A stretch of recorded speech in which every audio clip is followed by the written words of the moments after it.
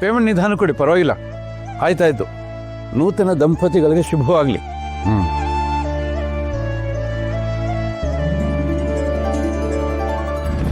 ಮಗಳೇ, ಏನು ಸಮಾಚಾರ? ನಿಮ್ಮ ಹತ್ರ ಒಂದು ವಿಷಯದ ಬಗ್ಗೆ ಮಾತಾಡಬೇಕಾಗಿತ್ತು.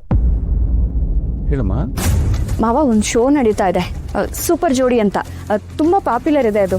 ಅದಕ್ಕೆ ಕರ್ನಾಟಕದ ಮೂಲೆ ಮೂಲೆಯಿಂದ ಕಪಲ್ಸ್ ಪಾರ್ಟಿಸಿಪೇಟ್ ಮಾಡ್ತಾರೆ. ಅದಕ್ಕೆ ನಮ್ಮ ಶಾಂತಿ ಜ್ಯುವೆಲ್ಲರ್ಸಿಂದ ವಿನ್ನಿಂಗ್ ಪ್ರೈಸ್ ಅಂತ ನಾವೇ ಯಾಕೆ ಸ್ಪಾನ್ಸರ್ ಮಾಡಬಾರ್ದು?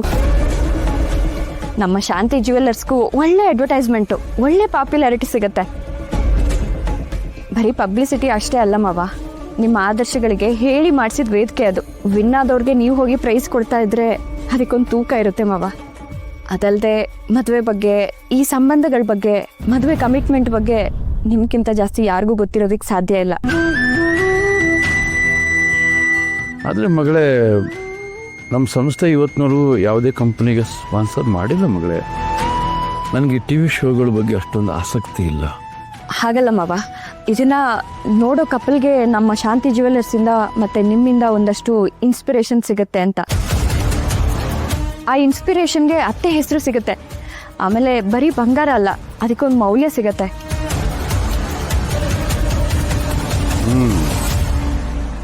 ನೀನು ಇಷ್ಟೊಂದು ಹೇಳ್ತೀಯ ಅನ್ನೋದ್ರಲ್ಲಿ ಏನೋ ಒಂದು ಅರ್ಥ ಇದ್ದೇ ಇರುತ್ತೆ. ಆಯಿತು, ನೀನು ಇಷ್ಟದಂತೆ ಆಗಲಿ, ಅರೇಂಜ್ ಮಾಡು. ಥ್ಯಾಂಕ್ಸ್ ಮಾವ.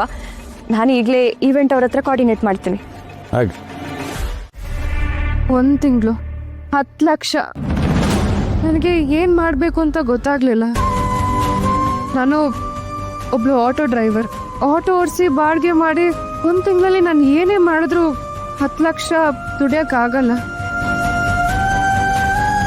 ನನಗೆ ತಕ್ಷಣಕ್ಕೆ ಬೇರೆ ಕೆಲಸನೂ ಸಿಗ್ತಿರ್ಲಿಲ್ಲ. ಏನು ಮಾಡಬೇಕು ಅಂತಾನೆ ನನಗೆ ತೋಚಲಿಲ್ಲ. ಆವಾಗ ನನಗೆ ಕಂಡ ಒಂದೇ ದಾರಿ ಈ ಶೋ. ಇದಕ್ಕೆ ನನಗೆ ಸಹಾಯ ಮಾಡಿ ಸಾಥ್ ಕೊಟ್ಟಿದ್ದು ಕೃಷ್ಣ.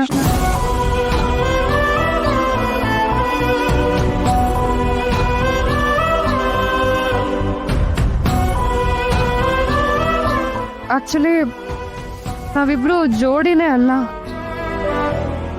ನಮ್ಮಿಬ್ರಿಗೂ ಮದುವೆನೂ ಆಗಿಲ್ಲ.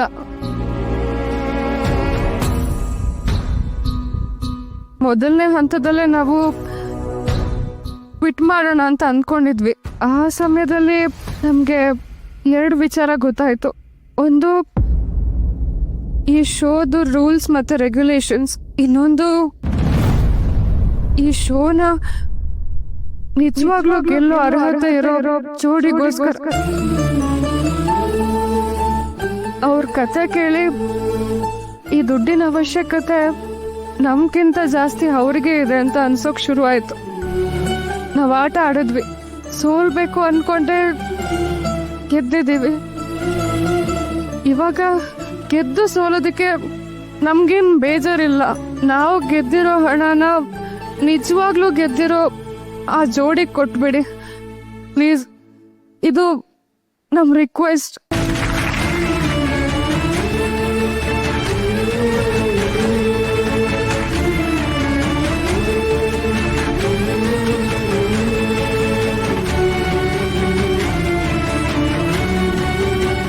ರುಕು ಆ್ಯಂಡ್ ಕೃಷ್ಣ, ಇದರಲ್ಲಿ ಮೋಸ ಆಗಲಿ ಅನ್ಯಾಯ ಆಗಲಿ ಖಂಡಿತವಾಗ್ಲೂ ನಮಗೆ ಕಾಣಿಸ್ತಾ ಇಲ್ಲ. ಇದನ್ನ ಪರಿಸ್ಥಿತಿಯ ಆಟ ಅಂತ ಹೇಳ್ಬೋದು. ಜೋರಾದ ಚಪ್ಪಾಳೆ ಬರಲಿ ಈ ಸಖತ್ ಜೋಡಿಗೆ. ನಿಮ್ಮ ಒಂದು ಒಳ್ಳೆತನಕ್ಕೆ ನಮ್ಮದೊಂದು ಸಲಾಂ. ಅಂಡ್ ಫೈನಲಿ ಕೃಷ್ಣ ರುಕ್ಕು ಹೇಳಿದ ಹಾಗೆ ಈ ಬಹುಮಾನದ ಅಸಲಿ ವಿಜೇತರು ಮಮತಾ ಅಂಡ್ ರಮೇಶ್. ಕಂಗ್ರ್ಯಾಚುಲೇಷನ್ಸ್. ನಾನು ಚೇಂಜ್ ಆಗಿದ್ದೀನಿ, ಅದೆಲ್ಲ ನಿನಗೆ ಎದ್ದು ಕಾಣಿಸ್ತಾ ಇದೆಯಾ? ಓ, ಎದ್ದೆದ್ದು ಕಾಣಿಸ್ತಾ ಇದೆ ಕಣೋ.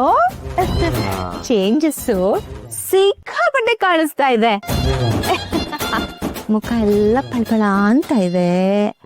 ಆಮೇಲೆ ಏನೋ ಒಂಥರ ತಂಪಾಗಿದ್ಯಾ, ಲೈಟ್ ಆಗಿದ್ಯಾ.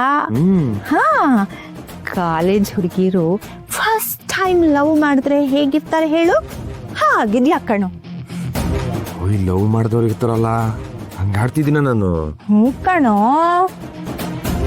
ಹಾಗೆ ಆಡ್ತಾ ಇದೀಯ ಏನಾ ಲವ್ವ ಡವ್ವ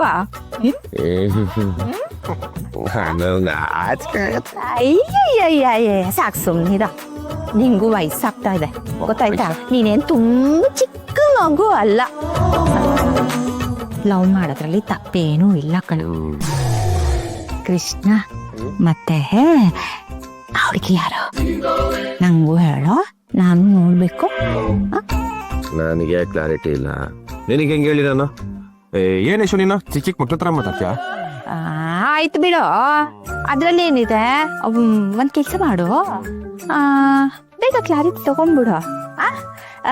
because quality is also important and quality is also very very much important, you know. Support ಮಾಡೋದಕ್ಕೆ ಯಾವಾಗ್ಲೂ ಯೇಶು ಡಾರ್ಲಿಂಗ್ ಇದ್ದೇ ಇರ್ತಾಳೆ. ದಟ್ ಈಸ್ ಮೈ ಗ್ಯಾರಂಟಿ ಕಣೋ.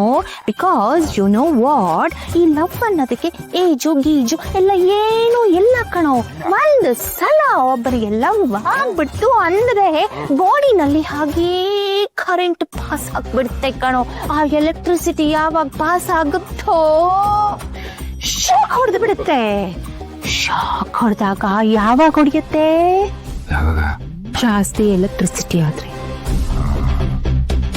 ಜಾಸ್ತಿ ಬಿಟ್ಕೊಡಲ್ಲ ಬಿಡು. ಏನ್ ನೀನು ಹಿಂಗ್ ಮಾತಾಡ್ತೀಯ? ರವಿಚಂದ್ರನ್ ಕ್ರೇಜಿ ಸ್ಟಾರ್ ಅವ್ರ ತರ ನೀಟ್ ಎಲ್ಲೇ ಕುಡಿತ ನೀನು.